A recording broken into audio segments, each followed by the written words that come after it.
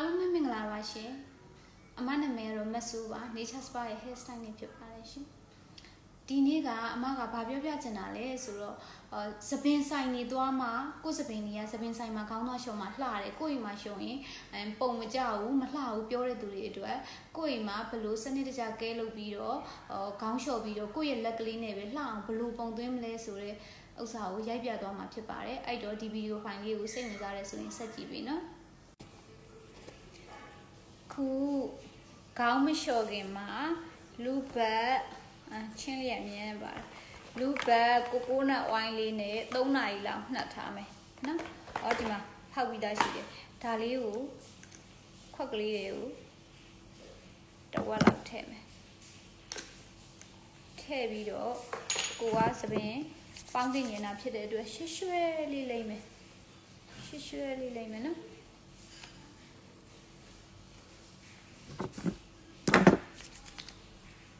ကိုကအရန်သပင်ကိုပို6တဲ့သူ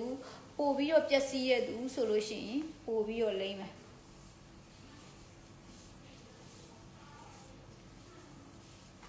နားနေအောင်လိမ့်မယ်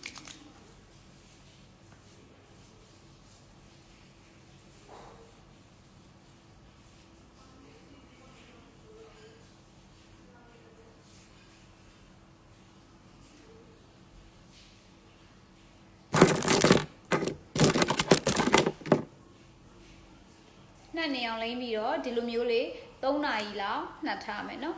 ဒီလို3နာရီလောက်နှက်ထားတဲ့အချိန်မှာဆိုရင်ဒီလိုကလစ်ပျော့လေးတွေသုံးကလစ်အရမ်းမာတာတွေကိုမသုံးနဲ့နော်အဲ့ဒါဆိုလို့ရှိရင်ဒီဟာလေးနဲ့3နာရီနဲ့နှက်ပြီးလို့ရှိရင်3နာရီလောက်နှက်ပြီးလို့ရှိရင်ခေါင်းလျှော်မယ်နော်အခုဆိုရင်3နာရီပြည့်သွားတဲ့အတွက်ခေါင်းလျှော်မယ်နော်ခေါင်းလျှော်ပြီးပြီဆိုရင်ခေါင်းလျှော်တဲ့သူတွေအများစုကတိထားမှာပါလဲဆိုတော့ခေါင်းကိုလက်သေးတွေနဲ့မကုတ်ရဘူးပြီးလို့ရှိရင်ခေါင်းကိုလက်ထိပ်လေးနဲ့ဖွက်ဖွက်ရရပဲကုတ်ရမယ်ပြီးလို့ရှိရင်နောက်တစ်ခုသတိထားမယ်အချက်ကဘာလဲဆိုတော့ခေါင်းလျှော်ပြီးဆိုရင်များသောအားဖြင့်ကိုယ့်အိမ်မှာကိုလျှော်ပြီးဆိုလို့ရှိရင်တစ်ထပ်ပဲလျှော်ကြတယ်ရှမ်ပူတွေကိုပထမတစ်ထပ်တစ်ပြန်အများကြီးထည့်ပြီးတော့မှတစ်ထပ်ကိုများများလျှော်ကြတယ်အဲ့ချိန်မှာကြာရင်အစီလေးကကိုလိုအပ်တဲ့လောက်ပြောင်းတဲ့လောက်မပြောင်းဆိုင်မှာခေါင်းလျှော်ရဲဆိုလို့ရှိရင်တော့အများသောအားဖြင့်ကပထမအဆုံးတစ်ထပ်မှာရှမ်ပူကိုနည်းနည်းများများထည့်ရမယ်ဒုတိယတစ်ထပ်မှာဂျီးတွေပြောင်းသွားပြီးဖြစ်တဲ့အတွက်ဂျီးတွေစီတွေပြောင်းသွားပြီးဆိုတဲ့အတွက်ဒုတိယတစ်ထပ်မှာသပင်ကိုတွက်အောင်ထိုက်လျှော်တဲ့အတွက်ကိုမှသူကနည်းနည်းပဲထည့်ရတော့မှာအဲ့တခုကိုတော့သတိထားပြီနော်အဲ့တော့အခုခေါင်းလျှော်မယ်ဆိုရင်ဒီလူဘတ်ရှမ်ပူလေးနဲ့လျှော်မယ်အမကတော့လူဘတ်ရှမ်ပူလေးနဲ့လျှော်မယ်လူဘတ်ရှမ်ပူကကြတော့ဘာတွေကောင်းလဲဆိုတော့လူဘတ်ရှမ်ပူကကြတော့fizzy hair သမားတွေအတွက်အဓိကထုတ်တာ fizzy hair တွေဆိုတာသပင်မွေးရပါသပင်ကောက်ကျန်းနေပါတယ်အရန်ကိုကောက်လုံးအကြည့်လို့တော့သပင်ဖြောင်းရင်တော့မှသူကမလှဘူးတလားလောက်ပဲနေပြီးတော့အဲ့မော့စီတွေကထွက်လာတယ်ထွက်လာရင်လည်းအောက်ကအဖြောင်းအပေါ်ကောက်ကြီးတွေထွက်ပြီးအဲ့နှစ်ခုမှလုံးဝလဲပဲမညီဘူးဖြစ်နေအဲ့လိုစံသားမျိုးတွေဆိုလို့ရှိရင်ဒီရှမ်ပူကိုသုံးပြီးတော့နောက်တစ်ခုကကြတော့အရန်ဟိုမှာ bridge တွေလို့ကောက်လုံးဖြောင်းလုံးဆေးဆိုးလုံးလို့ပျက်စီး6သွင်းနေတဲ့ဆန်သားတွေဆိုရင်လည်းဒီရှမ်ပူလေးကိုသုံးနောက်ကြတော့သပင်မှာအစီတွေအရန်များလို့နေ့တိုင်းခေါင်းလျှော်နေရတဲ့လူတွေရှိတယ်အထူးသဖြင့်ဂျင်ဆော့တဲ့ယောက်ျားလေးတွေပေါ့နော်အဲ့လိုလူမျိုးတွေဆိုလို့ရှိရင်လည်းသူကဒီရှမ်ပူကိုသုံးဘယ်လောက်ထိအစီထွက်ကြလဲဆိုတစ်ချက်ဆိုရင်မနက်ကခေါင်းလျှော်ပြီးတော့ညနေကျရင်ခေါင်းမှာအစီပြက်နာတွေမျိုးရှိတယ်အစီတွေများလုံးဝကြည့်လို့ဘာရှမ်ပူသုံးတော့အနံ့အောင်မဆွဲတော့ဘူးအဲ့လိုဆန်သားပိုင်ရှင်နေကြရင်ဒီလူဘတ်လေးကိုလျှော်ရမှာเนาะလူဘတ်ရှမ်ပူနဲ့ဘယ်လိုဆန်သားတွေမလျှော်သင့်ဘူးလဲဆိုရင်တော့သပင်ကိုအရန်ကိုဖြောင်းတအားကိုပါကပ်ပြီးတော့မှသူကဒီပါကပ်ပြီးတော့ straight hair တွေပေါ့ပါလဲပါတယ်ပြီးလို့ရှိရင်အဲ့ဘာမစီမှလည်းမရှိဘူးဆိုလို့ရှိရင်တော့ဒီရှမ်ပူကိုမလျှော်သင့်ဘူးခုနလိုမျိုးပဲ straight hair ဖြောင်းတယ်ပါလဲပါတယ်ဒါမဲ့သပင်မှာမော့စီရေကောက်မော့စီလေးတွေရှိရဆိုရင်တော့ဒီရှမ်ပူကိုအဲ့ဒီမော့စီလေးတွေပျောက်တဲ့အထိကိုလျှော်တကယ်လို့အဲ့ဒါတွေရက်သွားတယ်ဆိုရင်ဒီရှမ်ပူကိုရက်လိုက်တော့အမြဲတမ်းဆွဲပြီးတော့မလျှော်သင့်ဘူးเนาะအဲ့လိုဆန်သားတွေကကြတော့ခုန fizzy hair သမားတွေသပင်ကိုအရန်ကိုအစီများတဲ့လူတွေ6သွေးပျက်စီးတဲ့သူတွေကကြတော့ဒီရှမ်ပူလေးကိုဆွဲလျှော်เนาะကြတော့ဒီ conditioner ကြတော့သပင်ကိုအရန်ကိုမှ6သွေးပျက်စီးရဲ့လူတွေအရန်ကို straight ဖြစ်ချင်တယ်ပြီးတော့ဒီသပင်တွေကိုမြန်ကောင်းညင်နေဆိုလို့ရှိရင်ထည့်ပြီးတော့3မိနစ်လောက်ထားလိုက်နော်သူက3မိနစ်conditioner လေးပေါ့တကယ်လို့များသပင်ကိုအရန် straight hair လည်းမကြိုက်ဘူးဒီ volume နည်းနည်းကြွလေးနဲ့ပျော့လေးပဲဖြစ်စေချင်တယ်ဆိုလို့ရှိရင်တော့ခေါင်းလျှော်ပြီးရနဲ့ဒီ conditioner ကိုထည့်ပြီးတော့ချက်ချင်းကိုလျှော်ချအမတို့ကကြတော့ သပင်ကိုဘောလုံးကြော်လေးကြိုက်တာဖြစ်တဲ့အတွက်3မိနစ်တစ်ခါမှမထားဘူးအမချက်ချင်းကိုထည့်ပြီးရနေပြန်လျှော်ချတယ်နော်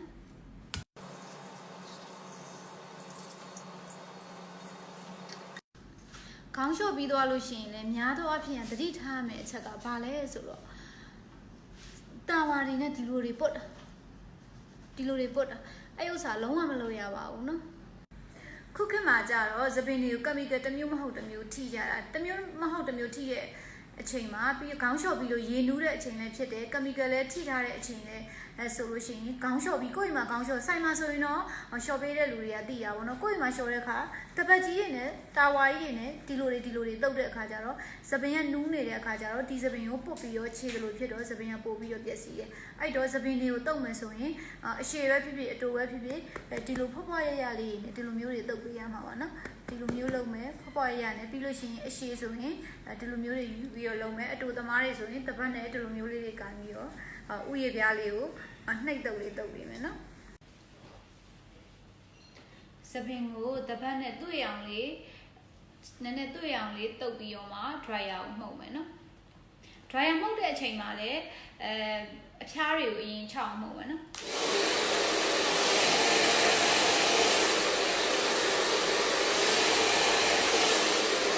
ခေါင်းလျှော်ပြီးလို့80%လောက်6ဒါပုံလည်းမသွင်းရသေးဘူး6လည်းမ6ရသေးဘူးအဖျားတွေက6ပြီးတော့ဒီနေရာတွေအဆိုးတက်ရှိသေးတယ်ဒီနေရာတွေအဆိုးတက်ရှိသေးတယ်ခေါင်းလျှော်ပြီးလို့80%လောက်6ကြလို့ရှိရင်လူဘတ်တော်နစ်လေးထည့်မယ်ဒီလူဘတ်တော်နစ်လေးကိုအမြဲတမ်းထည့်ခြင်းအပြင်ဘာဖြစ်လဲဆိုတော့ဒီတော်နစ်ကဥယျာဉ်ပြားပြဿနာတွေအတွက်ကိုအဓိကထုတ်ထားတာဖြစ်တဲ့အတွက်ကိုမှသပင်ကျွတ်တာတက်တာတယ်သပင်ပြန်ပေါက်တယ်ဘောက်ပြောက်တယ်ပြီးလို့ရှိရင်သပင်အရှည်မြန်တယ်ပြီးတော့ဒီလူဘတ်တော်နစ်လေးကိုထည့်ပြီးတော့ထိပ်ပြောင်တာတွေပြန်ပေါက်တဲ့ဟာကိုပထမအဆုံးဗီဒီယိုဖိုင်မှာလည်းပြပေးထားတယ်နော်အဲ့ဒီဗီဒီယိုလေးကိုမကြည့်ရသေးတဲ့လူတွေလည်းပြန်ရှာပြီးတော့ကြည့်ပေးနော်အခုဒီဟာလေးကိုထည့်မယ်ပြီးတော့တော်နစ်ထည့်ရတာကြတော့တော်နစ်ကကြတော့ဒီမှာသူ့ရဲ့ပြုံနံလေးပါတယ်ပြုံနံကိုဒီအရေးအဆုံးထိမထည့်နဲ့ကိုလိုတလောက်လေးပဲနည်းနည်းချင်းယူပြီးထည့်နော်ယူပြီးတော့သူ့ကိုမော့ပြီးတော့သူ့ကိုလိုချင်တဲ့နေရာတွေကိုထည့်သွားပေးမယ်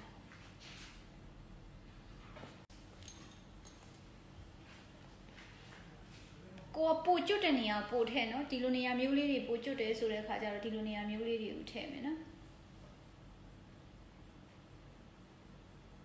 ဒီကောင်လုံးထည့်ပြီးတော့လက်တန်တန်လေးနဲ့နှိပ်ပြီးမယ်နှိပ်တဲ့နေရာမှာအားကြီးမပါသေးနဲ့နော်အားမပါတဲ့နဲ့လက်ထိပ်လေးရင်းနဲ့ပဲနှိပ်ပြီးမယ်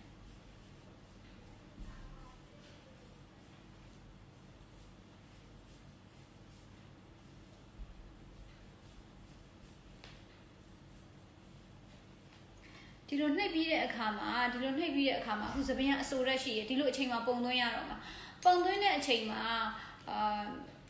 ဆန်သား2မျိုး2စားပြန်ထွက်လာတယ်အဲ့အချိန်မှာဘာလဲဆိုတော့သပင်ကောက်သားရှိပြီးတော့မှဘုံလုံးကြွကြွလေးလိုချင်တဲ့သူနဲ့သပင် straight hair ရှိပြီးတော့ဒီ straight တိုင်းအောင်လိုချင်တဲ့လူတွေ straight hair ရှိပြီး straight တိုင်းလိုချင်တဲ့လူတွေကကြတော့ dryer ကိုဒီလိုကင်မယ် ဒီလိုမျိုး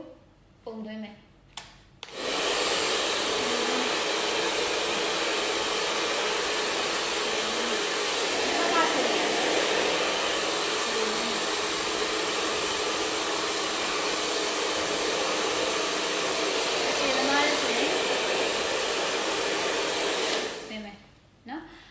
ဖြောင်းသမားတွေကအဲ့လိုသွင်းမယ်အမားတို့ကကြတော့သပင်ကို wave ရှိရလဲကြိုက်တယ်ဘုံလုံးရှိရလဲကြိုက်တယ်အဲ့လိုမျိုးကြတော့ဘယ်လိုသွင်းမလဲဆိုတော့သွင်းမယ်အခု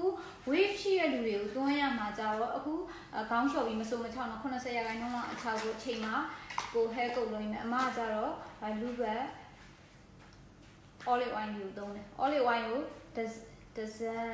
20နော်30သပင်အတူရှည်ကိုလည်းမူတည်တာပေါ့နော်30ထည့်မယ်ထည့်ပြီးတော့နောက်ဝါးပေါ်မှာအစီကိုပျောက်အောင်ပုတ်ချလိုက်မယ်ပျောက်အောင်ပုတ်ချပြီးတော့မှကိုယ့်ရဲ့ဒီဟာတွေကိုလက်ကိုအကုန်နှံ့အောင်ထည့်မယ်ဒီလိုအရင်ပိုင်းတွေကိုမထည့်ဘူးเนาะအဖျားတွေကိုပဲထည့်မှာပြီးရင်ကိုကသပင်ပုံသွင်းတဲ့အခါကျရင်ဘုံကြွကြွလေးရှိရကြိုက်တဲ့အတွက်ကိုမှဒီဟာလေးကိုကလစ်ကလေးနဲ့အရင်ညှက်မယ်ပြီးလို့ရှိရင်ကြံတဲ့သပင်လေးတွေကိုကိုလက်ကလေးနဲ့ပဲဒီလိုမျိုး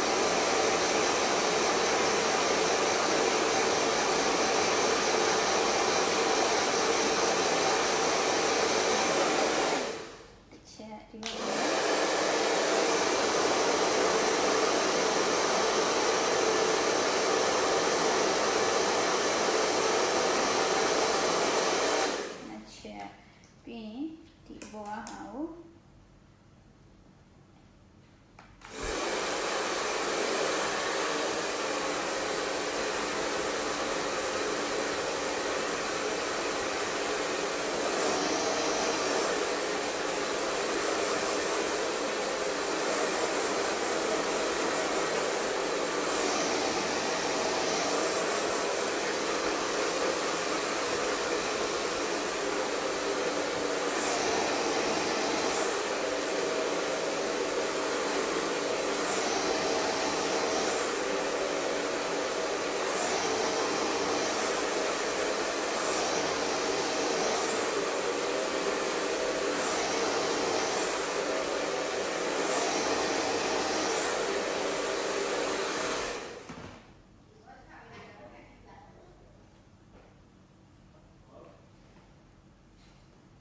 တော့အခုပြန်ပြီးတော့အချောက်မှုတ်ပြီးသွားပြီအချောက်မှုတ်ပြီးရဲ့အပြင်ကိုလုံးပြန်ခြောက်သွားရဲဆိုရင်နောက်တစ်ခေါက်ပြန်ထည့်မယ်တစ်ဆက်နှစ်ဆက်လောက်ပဲနောက်တစ်ချိန်ကပြန်ထည့်မယ်ခုန dryer မှာမှုတ်ခင်ကတစ်ခါ hair coat လေးကိုထည့်တယ်အခု dryer မှုတ်ပြီးတော့ထည့်တယ်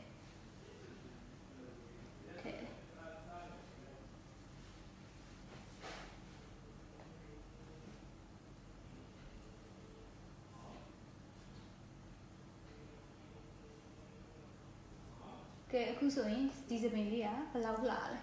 လုံးဝပုံသွင်းစရာမလိုဘူးเนาะပုံတစ်ချက်ဖြောင်းဆက်လဲသွင်းစရာမလိုဘူးဘီးလည်းတစ်ချက်မှမသုံးသွားသလိုဖြောင်းဆက်လဲမသုံးအပူချောင်းလည်းမသုံးမယ်နဲ့ကိုယ့်ရဲ့စပင်လေးကဒီတိုင်းလေးပဲကြွကြွလေးနဲ့လှသွားတယ်။ဘာကြောင့်လဲဆိုတော့ဒီစပင်ဒီစနစ်တကျကဲလုပ်ထားတဲ့စပင်ဖြစ်လို့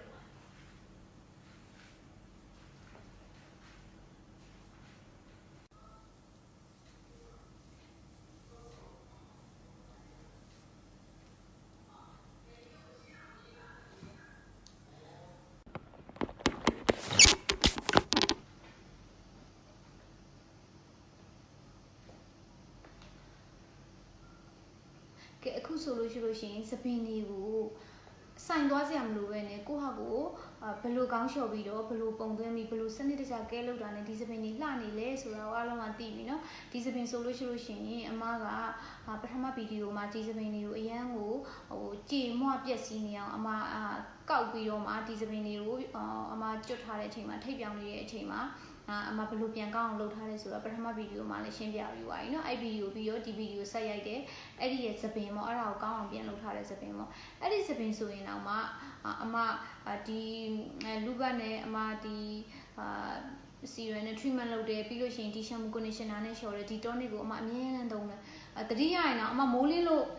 မျက်နှာတစ်ပြီးလို့ skin care လုပ်ပြီးဆိုရင်တော့မှဒီ skin care နဲ့တစ်ဆက်တည်းကိုဒီ tonic ကိုအမထည့်လိုက်တယ်နေ့တိုင်းပေါ့နော်ဒီ tonic ကိုဒီ tonic မထည့်ရင်တော့မပြည့်စုံလို့ခံစားရတာပေါ့နော်အခုကျတော့အမကဒီ tonic ကိုအမြဲတမ်းထည့်ပြတယ်ပေါ့နော်